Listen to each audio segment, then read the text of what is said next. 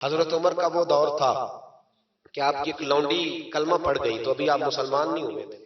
تو وہ لونڈی کہتی ہے کہ مجھے الٹا لٹکا کے جناب عمر مارتے تھے، اور اتنا مارتے تھے کہ تھک جاتے تھے تو پانی منگواتے تھے، اور جناب عمر وہ شخص تھے کسی کی جرت نہیں تھی کہ بات کرے، لیکن بس پھر بدل گئے عمر، پھر اللہ کا خوف آ گیا، پھر جو شخص کبھی نہیں رویا تھا وہ بات بات پہ رونے لگا، جو کسی کے آگے نہیں جھکا تھا وہ چھوٹے چھوٹے لوگوں سے معافیاں مانگنے لگا، بدل گئے نا، اللہ کا خوف آ گیا نا، اب وہ اکڑی ہوئی گردن نہیں رہی، اب مسجد میں بھی آ کے یہ نکاح کے پیچھے ہو تو تمہیں پتہ نہیں میں چودھری ہوں یہ میری جگہ ہے، اب وہ بات بدل گئی، اب وہ رویہ نہ رہا۔ حضرت عمر فاروق رضی اللہ تعالیٰ عنہ، اور اس وقت تو ایک قبیلے کے سربراہ تھے نا، صرف ایک قبیلے کے، اور جب فاروق اعظم بدل گئے تو 24 لاکھ مربع میل کے حکمران، 24 لاکھ مربع میل کا واحد حکمران، اور جب کیسر و کسرا جیسے بادشاہ عمر کو بلائیں تو عمر کہیں جا دوڑ جاؤ میرے پاس ٹائم نہیں، اور ایک دن رات کو چہرے پہ نقاب ڈال کے نا تو مسجد کی گلیاں گھوم رہے تھے عمر فاروق، مدینے کی گلیاں گھوم رہے تھے، ایک دو گلیاں رہ گئیں تو فجر کا وقت ہو گیا، تو حضرت عمر اپنے غلام سے کہنے لگے نماز پڑھ لیتے ہیں اور باقی دو گلیاں بعد میں گھوم لیں گے۔ حضرت عمر نے امامت کرائی تو نقاب اسی طرح چہرے پہ، ایک گلی سے گزر رہے تھے تو ایک بوڑھی اماں بیٹھی ہے خیمے میں، بوڑھی کچھ چہرے سے پریشان لگتی ہے، تو حضرت عمر غلام سے کہنے لگے اسے پوچھو کیوں پریشان ہے، ہمارا تو اپنا ابا پریشان رہتا ہے ہم پوچھتے نہیں، ہم نہیں پوچھتے، ہماری اپنی اماں روتی رہتی ہے کہ چلو 2 گھڑیاں رات کو آ کے بیٹھے گا میرے پاس، لیکن وہ آتا ہے 2 درجن کنوں لے کے اور سیدھا اپنے کمرے میں جاتا ہے اور بیگم صاحبہ سے کہتا ہے کہ یہ 6 اماں کو بھی دے آؤں، اس نے کون سا کھانے ہیں، تو وہ پلیٹ میں لے کے آتی ہے، پھر ماں کا دل ٹوٹتا ہے کہ یہ کمائی تو میری تھی، یہ تو بوٹا میں نے پالا تھا، لیکن یہ کس بیوپاری کے ہاتھ چڑھ گیا، ہم تو اپنے ماں باپ کو ٹائم نہیں دیتے، لیکن جب لوگ اللہ سے ڈرتے تھے رویہ کیا تھا۔ حضرت عمر فاروق رضی اللہ تعالیٰ عنہ خادم سے کہنے لگے بوڑھی سے پوچھو، تو پوچھا اماں السلام علیکم، وعلیکم السلام، اماں کیا بات ہے، تو اماں کہنے لگی جاؤ دوڑو، تمہیں کیوں بتاؤں، دیہات کی سیدھی سادھی بی بی، جاؤ بھاگ جاؤ، کہا نہیں اماں مہربانی کرو اندر تو آنے دو، بڑی منت کے بعد اماں مانی، عمر فاروق عام آدمی نہیں جس سے دنیا کامتی ہے، حضرت عمر اندر گئے، اماں کیوں پریشان ہو، تو اماں کہنے لگی تمہیں کیوں بتاؤں، میرا اپنا دکھ ہے، چل اماں بتا دے تیری مہربانی، تو اماں کہنے لگی میں ایک بیوہ ہوں،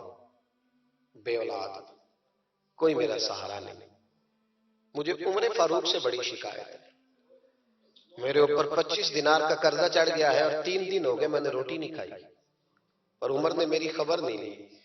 حضرت عمر کو پتہ چل گیا لوارث ہے، اس کا کوئی 2 4 10 ہزار ووٹ کوئی نہیں، ایک کو میکے سے 6 مربے نہیں لے کے آئی، ایک اکیلی تنے تنہا، اور بھائی جب اللہ کا خوف ہوتا ہے تو پھر انسان ان غریبوں کو بھی مناتا ہے،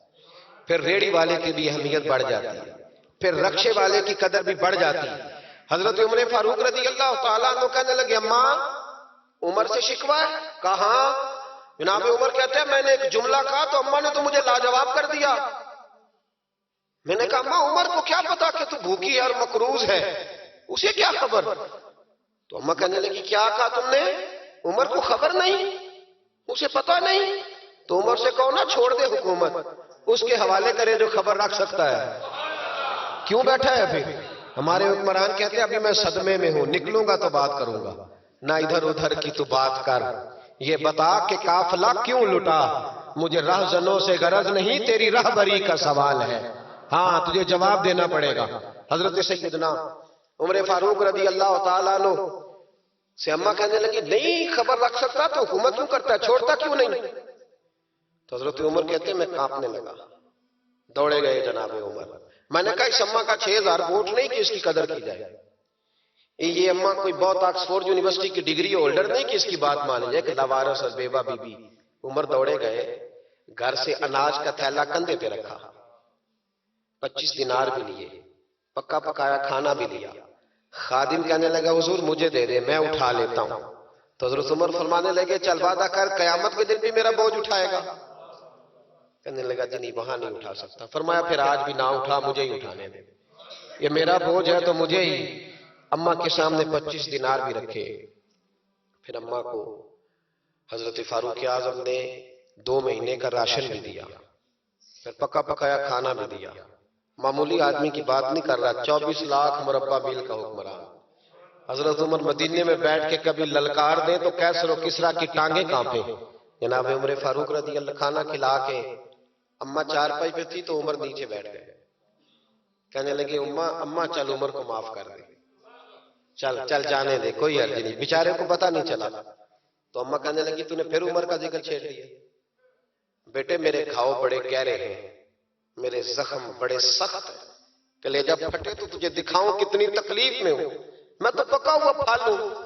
کسی وقت بھی دنیا سے چلی جاؤں گی، میں نے عمر کو معاف نہیں کرنا۔ جب میں قبر میں جاؤں گی نا، نبی کریم علیہ السلام آئیں گے تو میں عمر کی شکایت کروں گی، میں کہوں گی حضور اس سے پوچھئے یا رسول اللہ بیوہ اور بوڑھی کا خیال ہی نہیں کیا؟ تو آپ کے غلام کہتے ہیں میں نے عمر کو کبھی اتنا روتے نہیں دیکھا جتنا آج روئے۔ کہنے لگے اماں عمر کو میں جانتا ہوں وہ کمزور ہے، یہ شکایت نہ لگانا، وہ کمزور ہے، مقابلہ نہیں کر سکے گا، یہ شکایت نہ لگانا، چل معاف کر دے۔ تو اماں کہنے لگی اچھا تو مجھے کچھ اچھا لگتا ہے، جا تیری خاطر عمر کو معاف کیا، تو پیارا لگا ہے، جا معاف کیا، تیری خاطر معاف کیا، تیری خاطر عمر کو معاف کیا۔ حضرت عمر فاروق کہنے لگے مجھے لکھ کے دو، کون اتنے جتن کرتا ہے؟ کون؟ کسی سے کہنا جا اپنی اماں کو منا لے، تو کہتے ہیں نہیں میری غلطی کوئی نہیں تو مناؤں کس بات پہ، ہمیں تو 20 دلیلیں آتی ہیں، جا ابا کے پیر پکڑ لے۔ پتہ ہے نبی پاک علیہ السلام نے فرمایا جس کا باپ راضی ہوگا اسی کا اللہ راضی ہوگا، اور جس کا باپ ناراض ہوگا وہ سارا دن وظیفے پڑھے، اس کا اللہ راضی۔ یہ ابو داؤد شریف کی حدیث ہے نا جی، بڑی مہربانی، پیسے نہ لائیے گا، اب بات سنیں، وہ بھی میں سمیٹنے کی طرف آ رہا ہوں، ختم کر رہا ہوں، آپ میری بات پہ توجہ رکھیں۔ عزیز بھائی، نبی کریم صلی اللہ تعالیٰ علیہ وسلم نے جو اپنے غلاموں کی تربیت کی تو حضرت عمر فاروق کہنے لگے لکھ کے دو، لکھ دو۔ تو اماں کہنے لگی آپ لکھیں میں سائن کر دیتی ہوں، آپ لکھ دیں میں سائن کرتی ہوں۔ حضرت عمر نے لکھا فلاں بنت فلاں کو عمر سے شکایت تھی، پھر انہوں نے عمر کو معاف کر دیا۔ اماں سائن کرنے ہی لگی تھی کہ مولا علی شیر خدا آ گئے، حضرت عبداللہ ابن مسعود آ گئے۔ اوہو عمر یہاں بیٹھے ہوئے ہو، میں سارے مدینے میں تلاش کر رہا تھا، یہاں بیٹھے ہو، وہ کچھ لوگ ملنے آئے، نکلو۔ اماں نے سنا کہ یہ عمر تھے تو اماں اٹھ کے کھڑی ہو گئی، آئے ہائے عمر تھے، آپ عمر تھے؟ تو جناب عمر کہنے لگے اماں تو نے جو کہا ٹھیک کہا، لیکن اپنے وعدے پہ قائم رہا، یہ ذرا سائن کر دے۔ اماں نے سائن کیے تو حضرت عمر فاروق فرمانے لگے علی آ گئے ہو تو بطور گواہ تم بھی دستخط کر دو،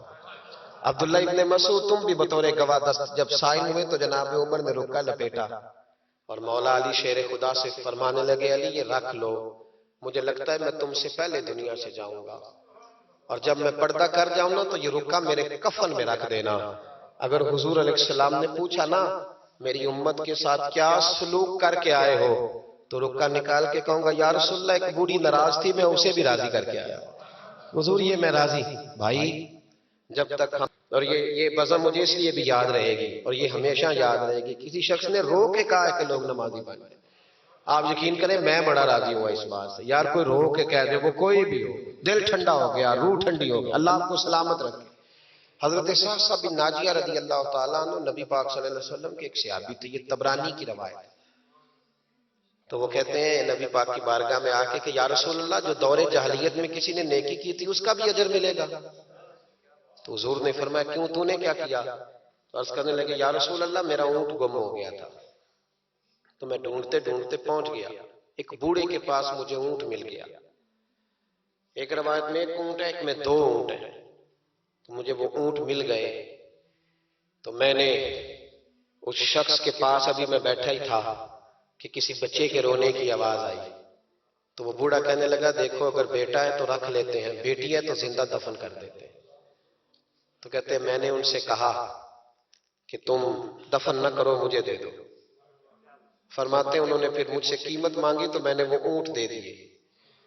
میں 2 3 اونٹ دے کے وہ بچی لے آیا، پھر میں وہ لوگ ڈھونڈنے لگا جو بچیاں دفن کرتے تھے، میں انہیں قیمت دیتا اور بچیاں لے آتا۔ عرض کرنے لگے یا رسول اللہ پھر میں نے حویلی بنائی، اس میں نے عورتوں کے ذمے لگایا بچیوں کو پالنا،